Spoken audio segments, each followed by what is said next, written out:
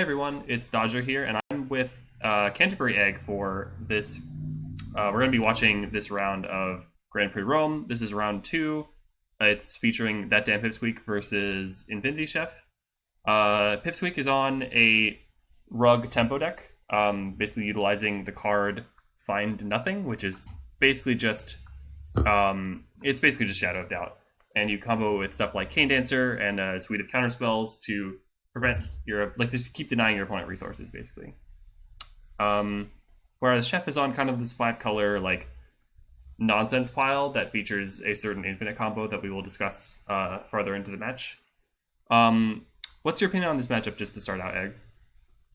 I think this matchup is very, very difficult to win from the side of InfinityChef. As long as Pip has a counterspell in hand, Chef's deck is really focused on playing one spell a turn. So if Pip can just counter that spell, then Chef basically just loses. Because Pip can play, an early Bounty or an early, what's the Veilborn Meddler? Mm-hmm. And just beat down. Yeah, 100% agree. So we see Chef on turn 1 has used Unquenched Greed, which is a really important card for their deck, because you do want to get as many different colors of mana in your graveyard as soon as possible to enable stuff like Leyline Alignment Field, which can net you a lot of mana very early in the game. It looks like Pip has gotten... Ooh, okay. So what we're seeing here is Mirror Gate is kind of... So Mirror Gate here is able to actually snipe fetches because it's an as enters trigger, which means your opponent won't have the ability to respond because you can play lands instantaneously. Luckily, Pip does have another land though, so she's not just totally screwed on mana, and now all these lands kind of are just blue-red dual lands. But in the scenario where Pip didn't have another land, she would get massively punished for playing into this Wayfarer Shrine. Yeah. Or playing into this Mirror Gate, sorry. So Veilborn Meddler is coming down just as a threat here, which makes sense. You kind of want to just pressure your opponent here. Yeah, it's just a clock. Chef lets Pip on tap without casting Pitbull on the Veilborn Meddler, which I think is a mistake. I agree. The only way... Chef almost definitely loses if Pip untaps with his Meddler and counterspell back up. So my question is here, do you counter this Pithwelt though? Because if Chef untaps and goes Leyline Field, some big spell, the game's over. But Pip actually drew a spell setter here, so that's kind of an easy no-brainer. Okay. Yeah. So Chef has Metalia in hand, which is a solid play here, and I think that's what is going to be coming out here. Metalia, going to get countered. Yeah. Oh, Pip's thinking about it. What's going on? Not really First sure. pick 1 from Township. Oh, okay. No biggie. Pip's just going to cast Cosmic Sinkhole. X equals 0. Good old Strictly Better Force Spike. So to note, Chef now does have 5 colors of mana in the yard. Well, actually, they did last turn, but should be able to really explode if they do draw a Leyline Alignment Field. But again, actually resolving these spells is a different story. Yeah, Wayfarer Shrine is not the draw. I will say I think that Pip probably should have played Portal Fracture in the turn before. Her life total doesn't really matter here, and holding up both Portal Fracture and Cosmic Sinkhole could be relevant at some point. Maybe. I think it's less about the life total and more about trying to get the tokens on a future turn. Yeah, but she's 2 different lands away from it still. I think this game's just going to end before she even draws 2 more lands. I see what happened there. Chef played the Wayfarer Shrine tapped because it's a copy of Mirror Gate, but Pipsqueak assumed that it was being cracked and was instinctively going to cast Find Nothing. That's pretty funny. So Pipsqueak casts Ignition Point face on instep to just get some damage in and buff Veilborn Meddler, which seems reasonable. Yeah. At this point, Chef's hand is actual garbage. Oh, it does nothing. Yeah. One alignment build kind of changes that, though. Okay, so there's another Metalia, which if it resolves is a big deal, but this Verdant Dominion enters tapped, so it's not actually going to resolve. Yeah, and Pip's nice 4-mana spell, nerd. Veilborn Meddler is now a 4/4. Yeah. I think people kind of forgot how good this card is, but in the meta right now, there are a ton of 1-mana spells being played, whereas I think in previous metas where like Sultai Flash was popular, there weren't really. And like I think Velbor Meddler is one of the best cards in this deck, especially because you have access to a powerful cantrip like Find Nothing. Oh yeah, There's Resigned to Madness. I think people sleep on the second line of text on Velbor Meddler. Oh yeah, well I mean it's a Champion of the Fae that you can cast it instant speed.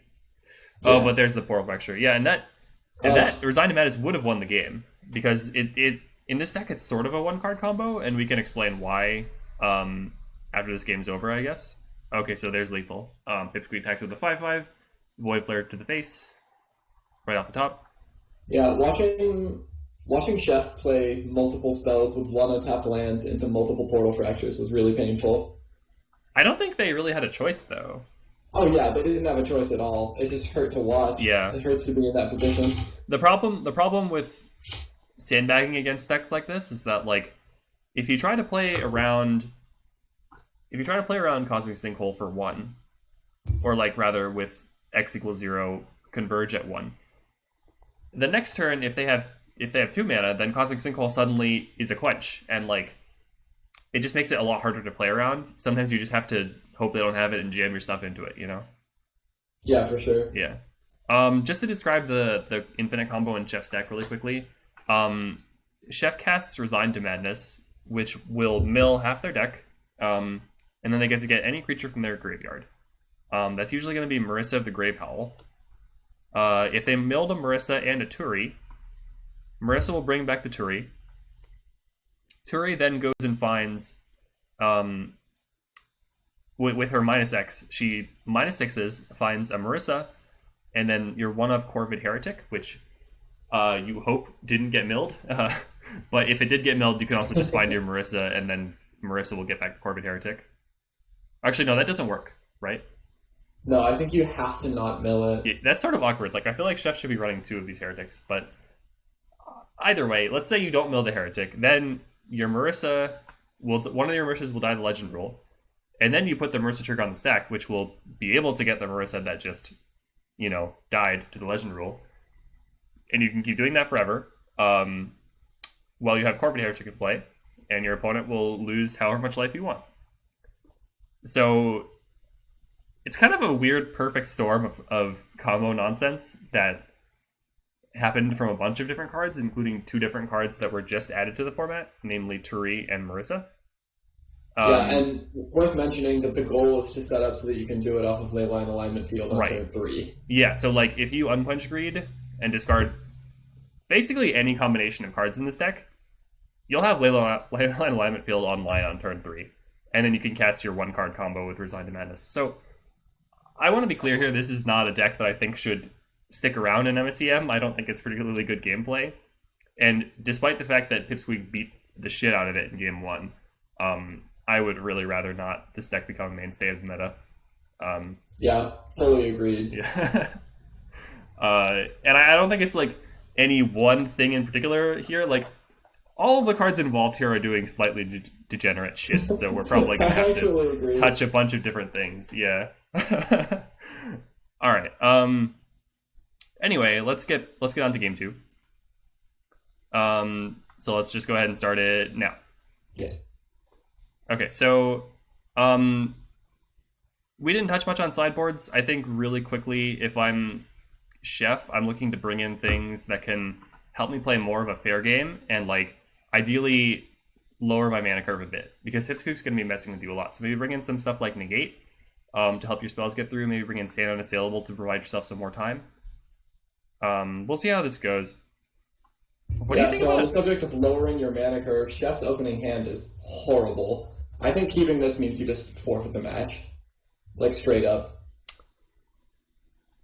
Yeah.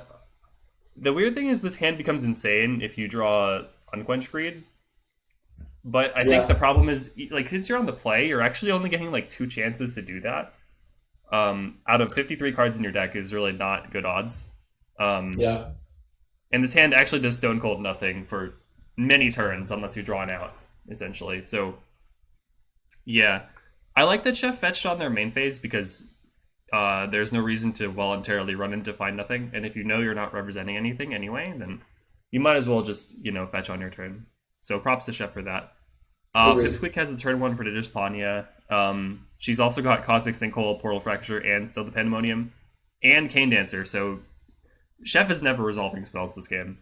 Yeah, I think we see where this game's going already. I mean, the game's over. Like, it's actually just stone cold over. But like, we're still gonna play it out. Chef draws an 8 mana spell.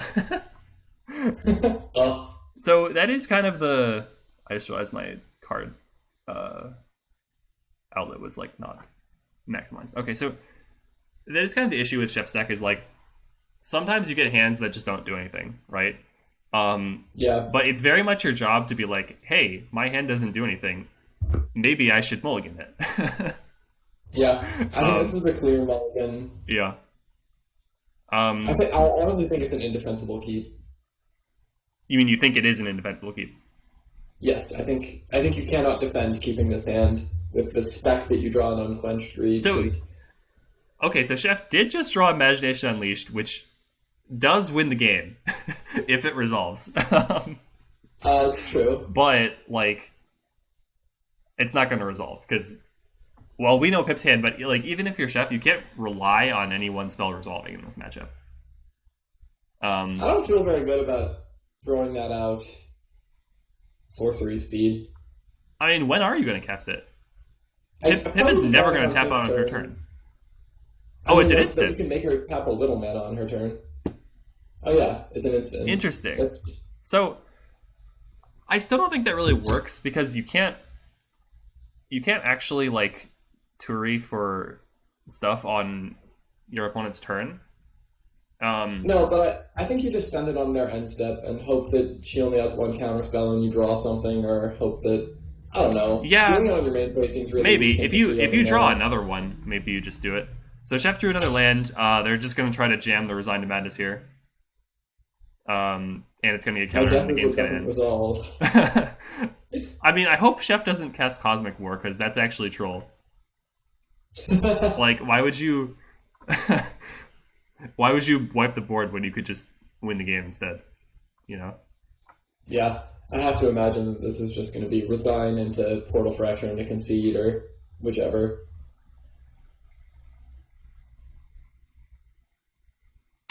But either way, it's going to get countered and it's going to end the game. All right, that was a very, very quick match. I mean, Chef should scoop here. They're going to die on the next turn. Yeah, so I was watching this match live, and I watched just the brutality of Pip's counterspells taking care of this match. What I didn't realize was just how bad Chef's starting hand was. Pip hits them with the still had all these. Oh yeah, you gotta do it to him. I think, yeah. So like, we've clearly seen that this deck is not unbeatable. You can also dismantle it with hand attack. There are aggro decks that can goldfish it, although actually with the alignment field draws, you can kind of just out goldfish the aggro decks sometimes. Yeah. And the haymakers that you can drop with Imagination Unleashed often gain you a boatload of life, so like you can kind of stabilize that way too. So I feel like Pip's strategy is probably the best way to beat them. Like, clock them, don't let them resolve their key cards, and just watch them die. But yeah. Yeah, I know some of the aggro decks can goldfish like to turn 3. Like the Boggle spec could probably beat it on the play. Mm-hmm. But I think just, interact with them and the plan crumbles. Granted, this deck should not survive the month, so I don't think you need to be too concerned about specific sideboard plans for this deck, but like I don't know, if you're scared of it in leagues, maybe play something that doesn't do nothing on the first 4 turns. Yeah, legitimately I would expect to see all 4 of those cards get changed. Yeah, agreed. Cool. Alright, well, it looks like that's it for this match. Thanks for joining me, Egg. Yeah, I do want to point out in the chat right near the end, Chef says, do you think I should have sided in negates? I do. Yeah, I agree with Chef should have sided in negates. Mm-hmm. Especially since your deck can produce a lot of mana. Like, Leyland Alignment Field is not a legendary land. You can have two of them or three of them in play and just have like obscene amounts of mana. So yeah, I definitely agree that Negate would have been a very good choice here. And you can also just cast it on like Pip's early bounties to try to like, buy yourself more time too. Yeah, that's actually a great strategy because Pip's deck is a little threat light. Mm-hmm. Like, if Pip was just attacking with the Panya and the Cane Dancer, she could very well run out of counter spells. If I were Chef, I would also consider anything. If I were Chef, I would also consider the Recall Forgotten Neons because I think that you need to like your deck. The matchup is specifically set up so that Pip's deck is rarely gonna let you resolve your big haymaker spells. So you need to index less on like the show and tells and stuff, and index more on like cheaper cards that Pip can't interact with at such a tempo advantage. And that if they do resolve, allow you to kind of get more mana in play and more resources, and Recall Forgotten Hands is like exactly that. Yeah, I agree. You probably sided Negate, Stand, Recall, and bring out some of the stuff like Ellison Crane, that's kind of just there to be show and telled in. Maybe bring out like the Metalias. Does Chef's deck have a GQ champion main, or is that just... It does not. That's El Makino's. Yeah. Yeah, I would say sideboard that out, but if it's not in the main deck, then can't really do that. Yeah. But yeah, some of the dorky show and tell stuff, because you're never resolving that spell, you're right. Mm-hmm. I realize we didn't actually go through Pip's sideboard plan, but I think it's pretty simple. You just bring in the Still the Pandemoniums, and your deck's already insane in this matchup, so you just laugh at them.